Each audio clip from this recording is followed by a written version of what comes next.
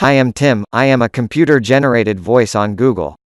And I am Betty. I too am a synthesized voice from Google. We welcome you to the Kids channel. We will show you how to begin coding in Scratch editor. If you do not yet have an account on Scratch website, you can ask your parents to open it for you. It is free. If you have an account, you can see the code of the projects others have made and download them on your computer. Let us see how to work on the offline editor. I guess you have already downloaded the installer from MIT website and installed it on your computer. When you open the Scratch project, this is the first screen you will see. There is a cartoon of a cat on the screen. There are some colored dots, and code blocks on the left, and an empty space in the middle.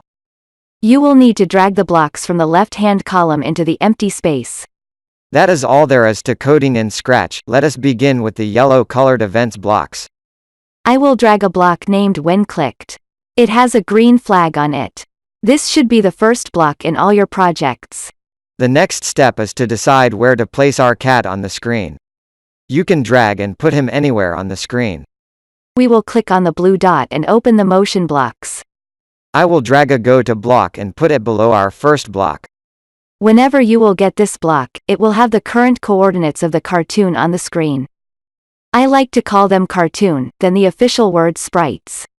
Now I will click on the purple dot and open the looks blocks. I will get the show block below the go to block. Now I will click on the orange dot and open the control blocks. I will get the repeat block and added our existing block. Did you see how they snap to each other when you place them below each other? The repeat block will repeat the code that is placed inside it as many times as you specify. By default, the value is 10. Now I will open the purple looks dot and get the next costume block and put it inside the repeat block. Then I will open the orange control dot and get a block called wait. Now if you click on the first block in our code, or on the green flag on the screen, you will notice a movement of the cartoon. It is moving its hands and legs. Now let us go to the wait block, click in it, and change the value from 1 to 0.5.